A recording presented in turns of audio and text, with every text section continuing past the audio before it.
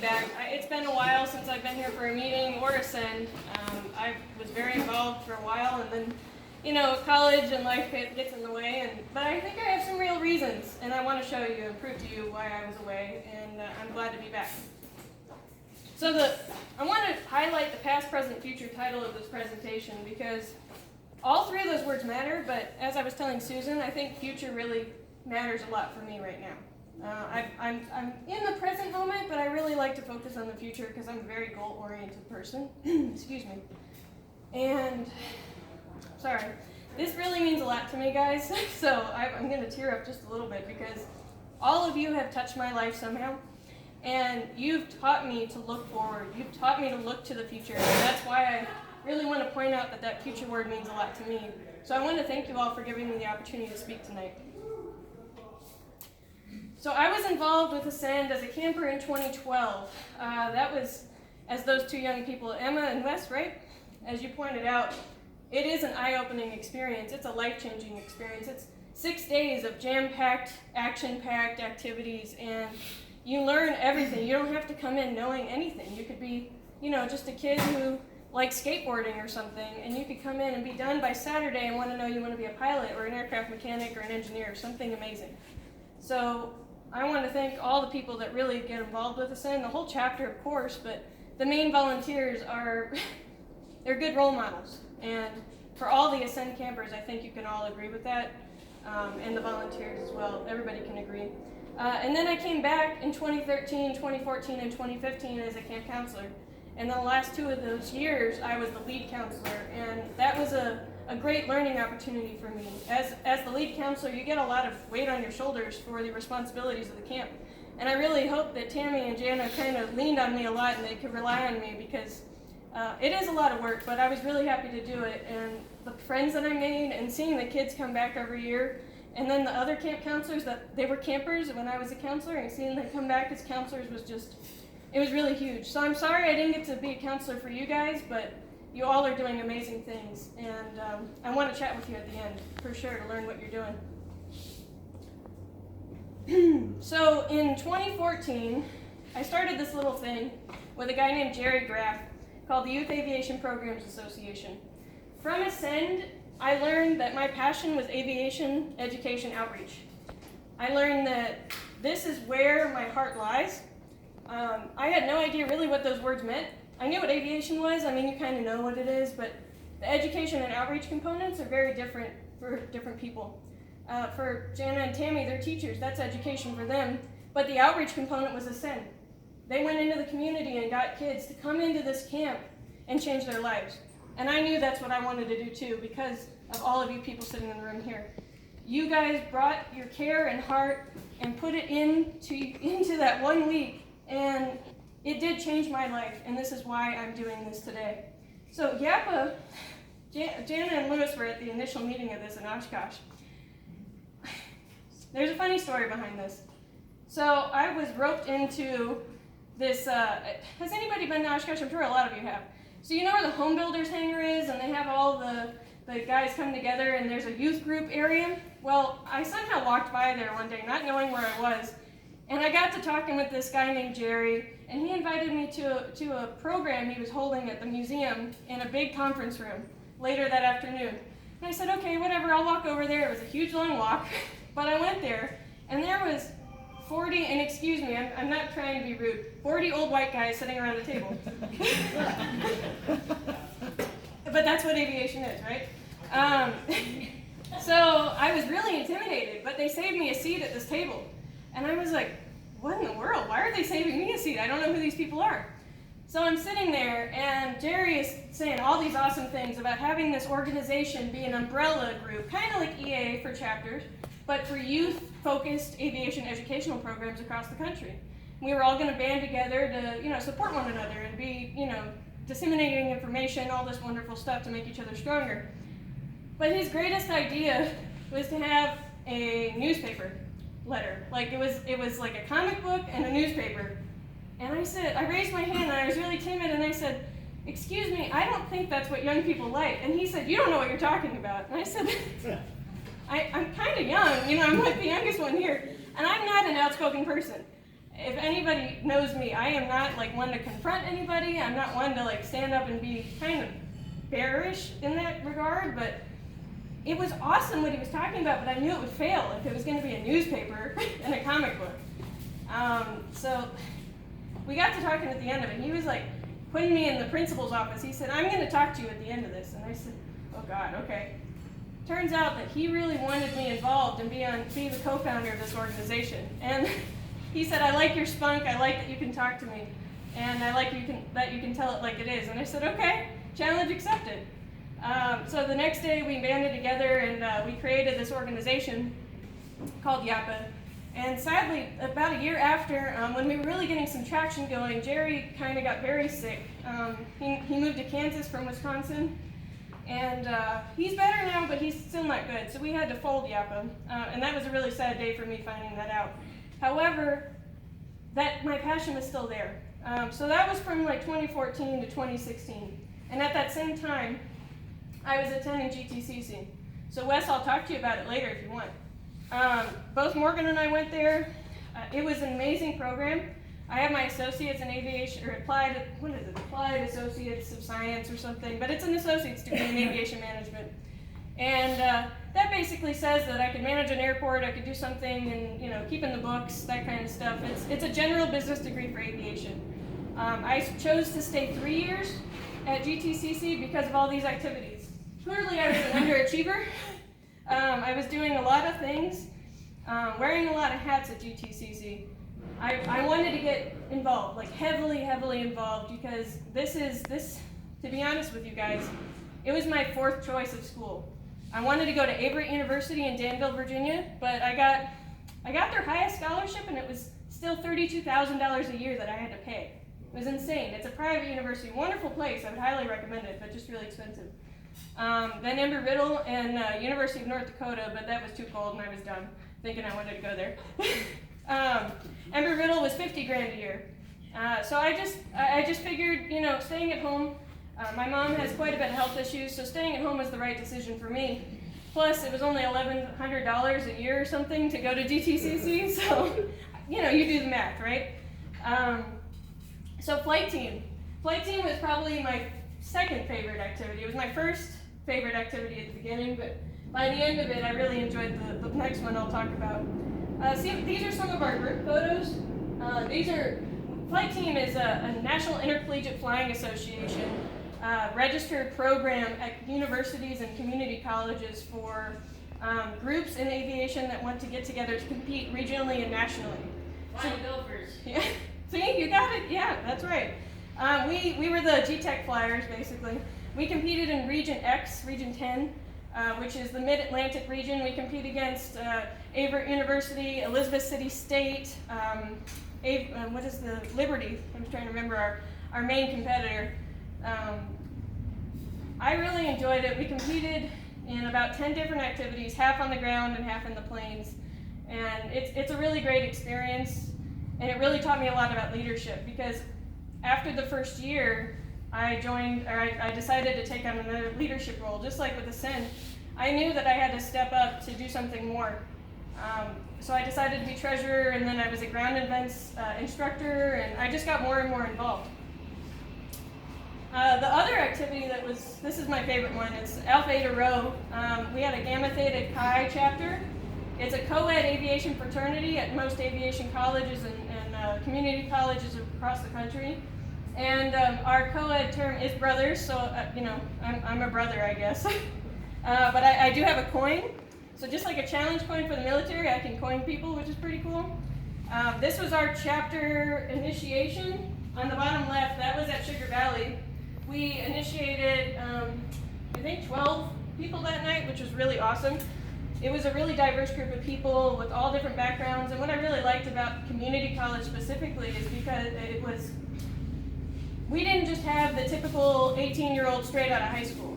We had a group of, I wish I could zoom in, but we had a 45-year-old. We had a mom of 2 kids, a single mom, who she brought her kids to the meeting, and we'd hold them as we did our meeting. It was really great. We had the whole gamut of backgrounds and diversity, which I loved.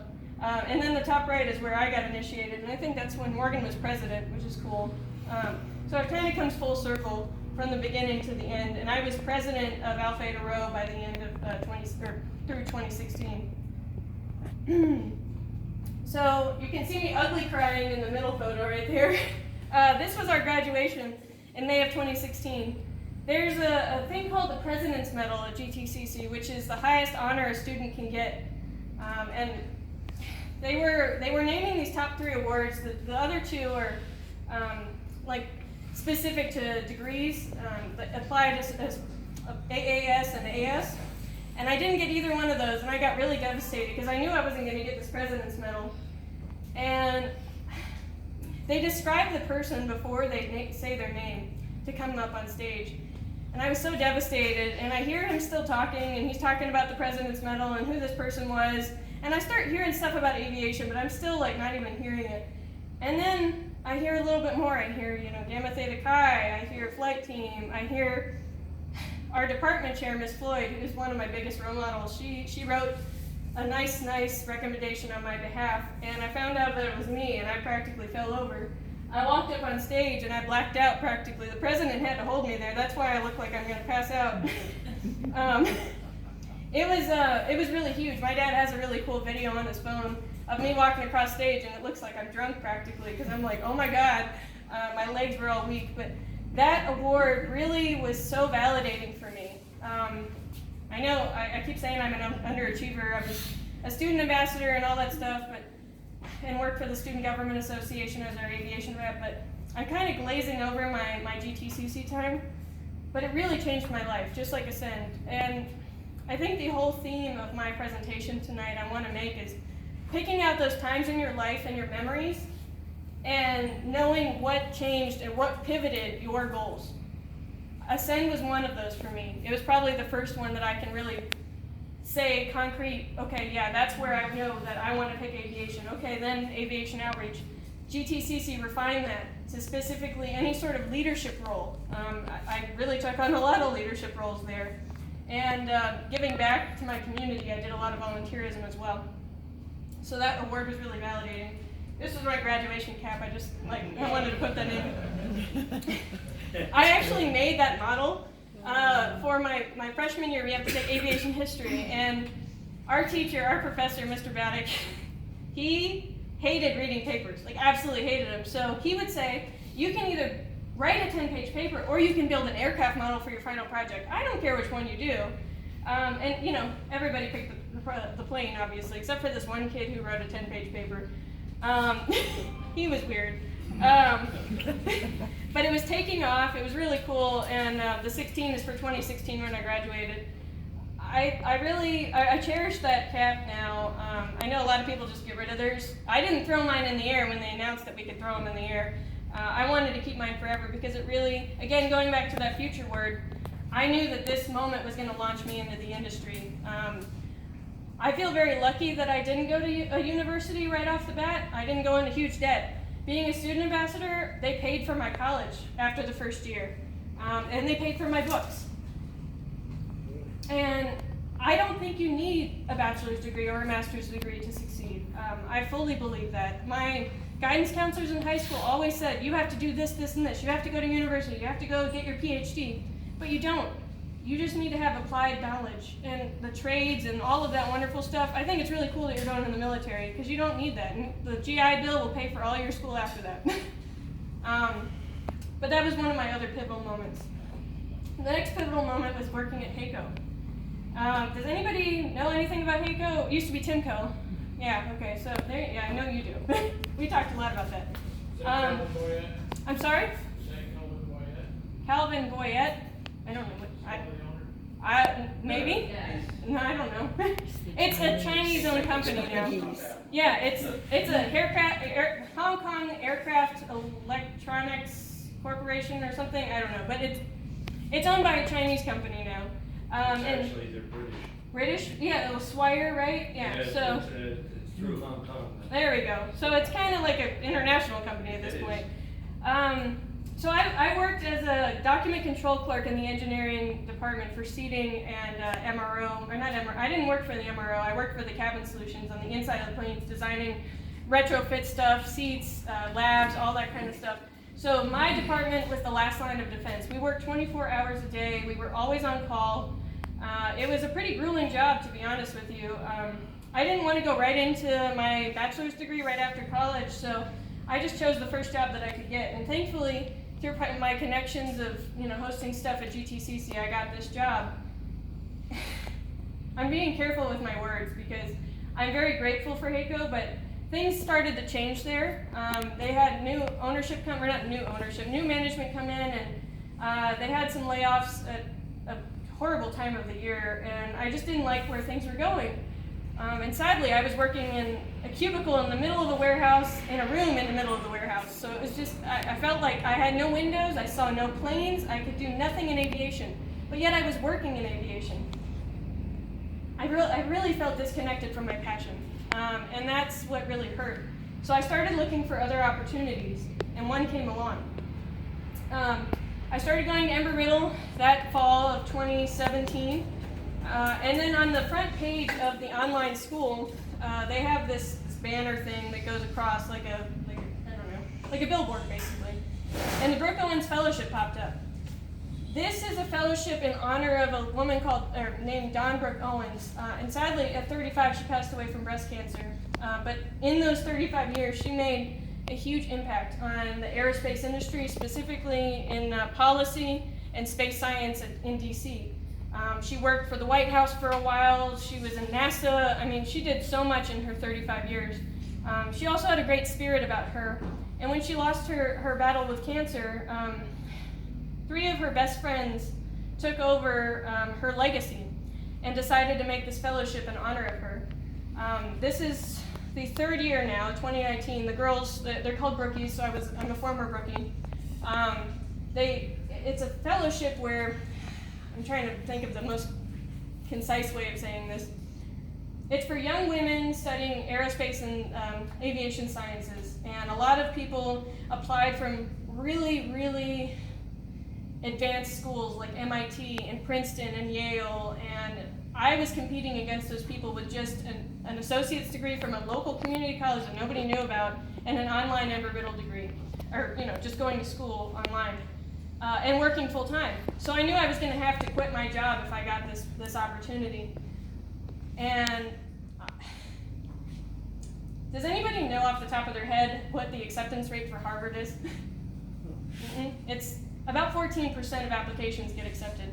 For the Brooke Owens Fellowship, it's, I think, 11.4. I feel extremely lucky that I got accepted. I really didn't expect to. I think the word to surmise it is the imposter syndrome that a lot of young people have, specifically young women. It's where you believe that everybody is going to outbest you, and you don't have all the skills, even though you're extremely qualified. Some of these girls from MIT and Harvard were applying, and they didn't even think they were going to get in. They're studying physics. I'm just studying aviation management. So I was very lucky, and I got placed at JetBlue Technology Ventures, which is the venture capital arm of JetBlue, and in San Francisco. And I documented my journey with the hashtag Jamie's SFO Adventure. So, as the helicopter goes by, yeah.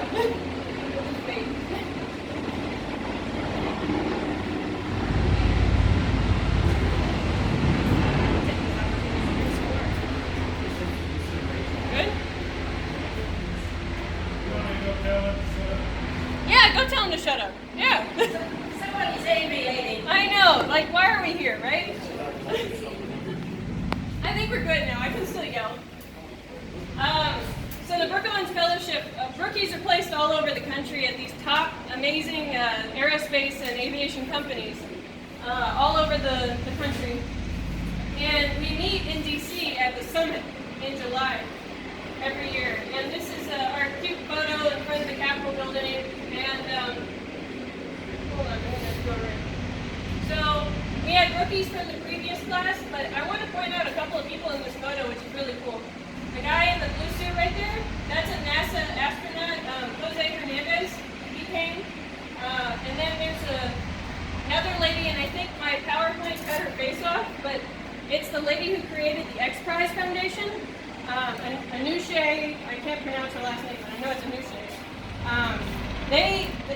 with their space connections, it's really cool. Everybody, you know, like a network of people, everybody knew somebody really, really famous, like Charlie Bowden from the NASA administration. He came and he spoke to us, and it was just an amazing experience. And here are some other photos. The rest of my presentation is going to be photos, so I hope you enjoy that. On the left, that was me with one of the previous years, the 2017 rookies.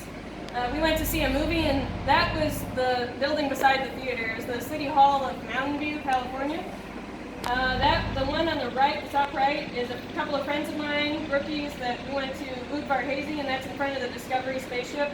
And then on the bottom is an awesome selfie, well not selfie, but a photo of me with everybody before I flew out. I was the first to fly out from the summit. There was 41 or 42 young female rookies with me. And we're all like best friends now, which I think is really cool, and I think that speaks a lot to aviation as well. These are some more photos from DC. That's Jose speaking again. Then we walked down to the Space Symposium, which is the middle one. We walked all over DC, went on the metro. That was actually the first time I'd ever been to DC, which I think is really, really cool. My favorite part of the summit, which I shouldn't say is my favorite part, was our booze cruise. We went on the Potomac and went on this awesome pirate ship, and everybody dressed up like pirates. And it was just a great dancing, fun night. Some other things were, the bottom left is Udvar-Hazy. I'm standing in front of a Hiller helicopter, which I was actually working at the Hiller Aviation Museum, which I'm going to talk about in a little bit. So I went to the Udvar-Hazy corner with the helicopters, and I found Mr. Hiller's first prototype, which I thought was just so great. I had to get a photo of JetBlue in there, obviously. Udvar-Hazy's on the top right. The bottom right photo, the lady who's speaking to us is Ellen Stofan, who is now the administrator over all of the, what's the overarching group of all the museums in DC? What is that called? The Smithsonian groups, yeah. So she now runs all of the aviation programs in the two aviation museums. And we're sitting in a room full of $1 million artwork, which I thought was just amazing. They don't let people go in there, so it just was another life-changing experience. This was me in the town that I was living in. I was staying in San Carlos, California, which is about 30 minutes south of the city of San Francisco. You could take the Caltrain. That photo of me is on the train. I took the train for the first time ever. I was terrified. I'm not a big train person. I'm just not a traveling solo kind of person, so it really got me out of my shell to go on the train. I stood in front of the Facebook place, or like the big thumbs up, and then that was my first bike ride when I got there. I went on a bike ride on the first day. The Golden Gate Bridge. This was the view from about a block from my apartment, which was really cool. And cost of living in California is pretty insane. I was renting an Airbnb in California for one room out of a 2-bedroom apartment with a shared bathroom, and I could use the kitchen for about an hour every day. It was very strict. I paid $5,500 for 80 days of staying there, and it was crazy. But that's cheap in California, right? My friends on the top right, those were people that I worked with at the museum, and we went to this awesome place called the Exploratorium. That was just some fun stuff that I did. On my way to DC, I stopped in New York, which was my first time in New York, at the Cradle of Aviation Museum in Long Island. They were kind enough to let me tour, knowing my background with YAPA and my connection with JetBlue. The JetBlue Foundation donated to restore their building and add a planetarium in there, so I got to see all about the backstory on that, and they treated me like gold, which was really, really kind of them. It was one of the best museums I've ever been to. It was a lot like the Carolina Aviation Museum in Charlotte, but kind of on steroids. They have a huge influx of funding from Grumman and Northrop, because that's kind of where it was based when it was getting started, I guess. Is that And Republic Airport? I'm sorry? Is that at Republic Airport? Maybe, I don't know. I flew into JFK and then I took an Uber. But all I know is that it was on an Army base, if that gives you more information. Yeah, so probably Republic Airport. They had a Navy Blue Angels plane and all this awesome stuff throughout the museum, and I kind of had it to myself for the day. Speaking of museums, so now we're going to get to where I worked. So with the Brooklands Fellowship, JetBlue Tech Ventures, where I was mainly stationed, partnered with the Hiller Aviation Museum right down the street to kind of split my time in half. JetBlue didn't have enough stuff for me to do, so they gave half of my time to Hiller. So I got 2 internships in one, which was really awesome, but it was a lot of work. Because part of the fellowship requirements was to present a huge project at the end of it. You had to have a lot of experience because you're getting paid a really good wage and all this awesome stuff. But so I had to present 2 projects when most of the girls just did one.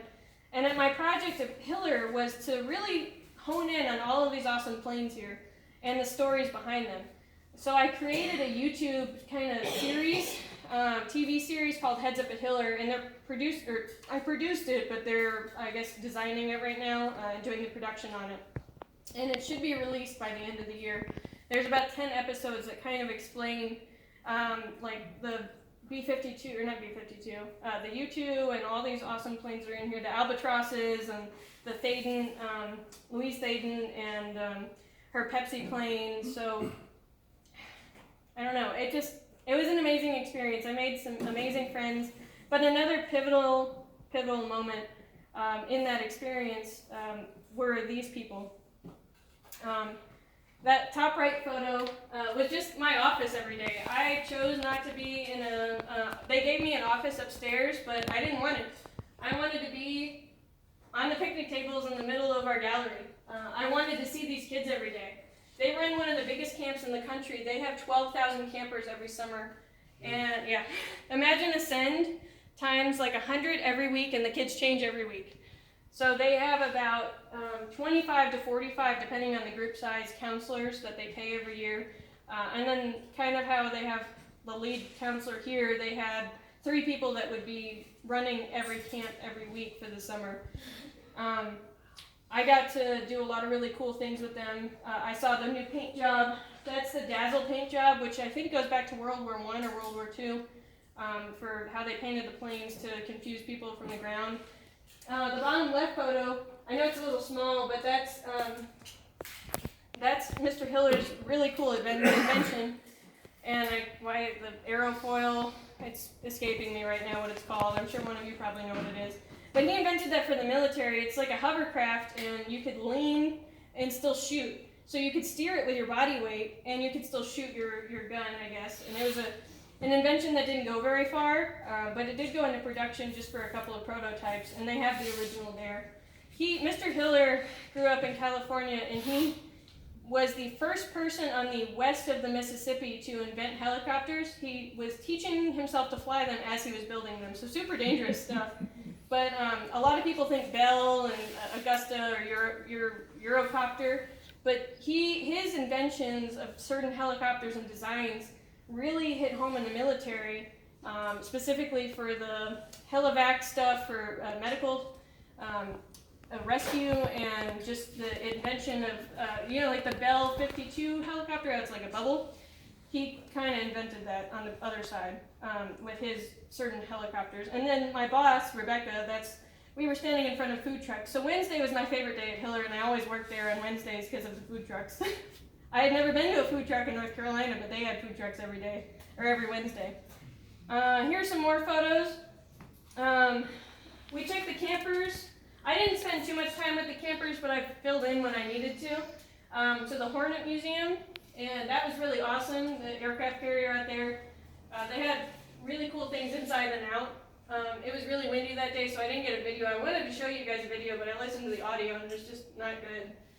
I learned how to build things when I was at Hiller. So Jen, my other boss, she was the curator of the museum, and she kept track of all the aircraft and everything that was in there. And my dad's gonna hate me for saying this. I don't really know how to fix things. He tries to teach me, and I haven't paid attention. So Jen taught me how to use drills and things, and it was really great. And then on the bottom left was me on the roof, because we had to cover up all the skylights for this project up here. So this engine was being featured in a Mysteries of the Museum episode, the running TV series. And I think it's out now. I think it just debuted a month ago. We had to cover up all the skylights with these big black tarps, and that engine had some backstory with a Pan Am plane going in the ocean, and it was really cool, and we had no idea. And I got paid overtime that day, which was awesome. Yeah. So then my time at JTV. Gosh, JetBlue is like no other in my opinion. Like no other airline, but also like no other company. I'm really not trying to bash HAECO here because they did give me my first start in the industry, but I learned a lot about culture, a company's culture at JetBlue, meaning, as they call it, you drink the blue juice. Not that you're brainwashed or anything, but it's a different philosophy of working. They really cared about their people, and they wanted you to have, if you needed unlimited vacation days, they would give it to you. They wanted you to have the best of the best, to be performing at your best level. And being in San Francisco is not like it is here for working. Working here is business casual. You still have to dress up pretty nice and wear black slacks or khakis or a dress or something, but business casual there is jeans and, maybe a button-up. Business attire in California was like a hoodie practically. So what I really liked about their space was that it was colorful and bright. It was nothing like I had at HAECO. And it was run by powerful women, which was huge for me because I loved my boss, my supervisor at HAECO, but she didn't really have a voice, and it taught me that I didn't have a voice basically at a company. But at JTV, they wanted you to know that they have integrity and they cared about you and they wanted you to have fun. And if you saw a problem, you were able to speak up. At HAECO, I was basically told that I had to ask permission to even go to the bathroom. And when I basically asked to go to the bathroom on the first day at JTV, I got in trouble because they were like, "What are you doing?" And I said, "Ma'am" and "sir," and they didn't want anything to do with that, which was so different. And in still a respectful way, but it really opened my eyes to see that company culture can be very different. That was my desk, which was interesting because their desks, they float. Everybody had the same type of desk, and there was 3 rows of them. And the president of the company was right here, and if you wanted to sit at your desk, you could, or her desk, you could. And if she wanted to sit at yours, that's great too. There was no hierarchy, there was no this is my space and nobody else can have it. It was really, really, really different. And besides the venture capital, startup pitches type of thing that I was involved in, this was one of them. This was a cool startup day. This company here uses VR technology, like full body. They put sensors all over you and they have these things in your hands and the helmet over you to teach people HR policies, safety, and OSHA. They were working on an A320 for a JetBlue plane. They were teaching people how to open the doors, the flight attendants, virtually. So that was a really cool startup that I was involved in. However, that wasn't my main job. My main job was to create a community outreach program. Bonnie Simi, the president of JTV, she was a Girl Scout when she was little. She didn't have a dad. Her mom was medically disabled, and she had a couple of siblings, and they were very poor in California. And they used the Girl Scouts as an outlet. Bonnie actually found aviation because of the Girl Scouts, and she created 5 goals for herself. And she wanted to become a pilot, she wanted to be in the Olympics, she wanted to do all these amazing things, and I think she's done all 4 out of the 5. The 5th one is to build a log cabin, which she's going to do in her retirement. But she's been an Olympian. She started women's luging for the U.S. in the 80s. She was one of the very first women pilots, commercial pilots at United, and then jumped over to JetBlue when it was first starting in the very early 2000s. And she's just a powerhouse.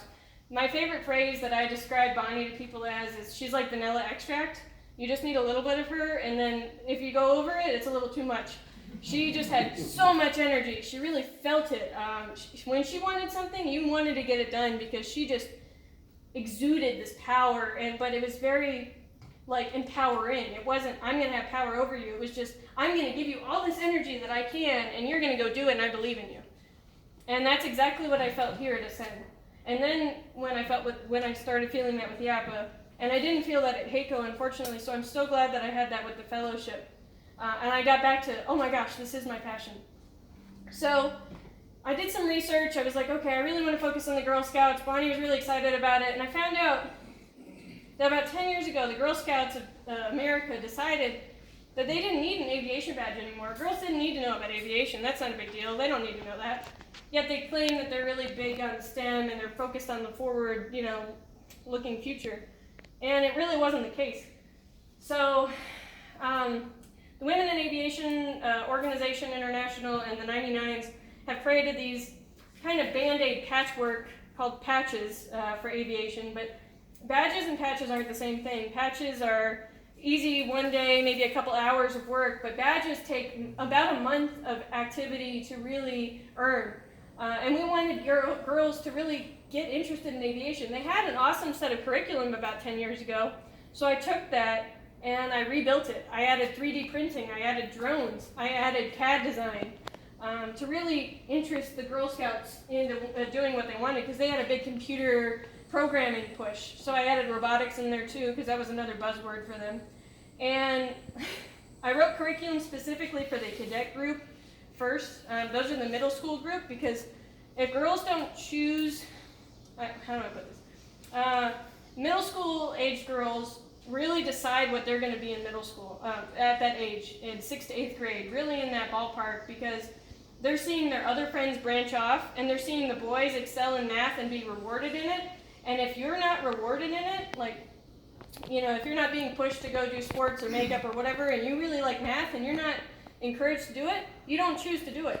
So I wanted my curriculum to focus on hitting those girls with aviation at 6th to 8th grade. However, I built curriculum for all the age groups, brownies on up to the senior cadets.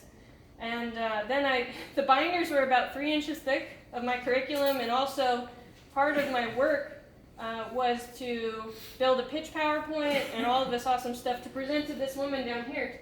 On the bottom left, that's Marina Park. She's the CEO of the Girl Scouts of Northern California. That's Bonnie, that's my boss, in the middle. And I presented this huge project, and that's my PowerPoint printed out there.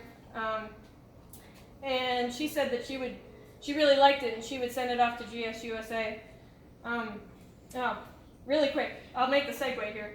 Part of this gathering of information was to also get letters of support, which are different from letters of intent. Letters of intent imply, I want your money. Letters of support showed that the industry really cared that girls knew about aviation at this age, and from the Girl Scouts. There were like over 5,000 airports in the country and all these wonderful outlets for these girls and resources, but the Girl Scouts weren't taking advantage of it. So I sent out this huge email to aviation museums and organizations and companies that are, aircraft manufacturers, all this wonderful stuff. And I just said, here's a template, would you just sign it and say, you support me and you think this is important for the industry? And they did. Well, the segue here is that what I'm doing now for my work came out of that letter of support, one of those letters of support. I sent out, I searched, for these organizations that were kind of like YAPA. I actually found one, the Aviation Community Foundation. And I sent this email to this guy, and I didn't know who it was, and I'd heard his name before, and apparently I met him at Oshkosh once or something, but he got on the phone with me, and he said, I don't know who you are, but whatever you're doing is really cool. And when does your internship end? And I said, well, last day of August or whatever, and he said, well, that weekend I'm going to have all of my board members gather in Colorado,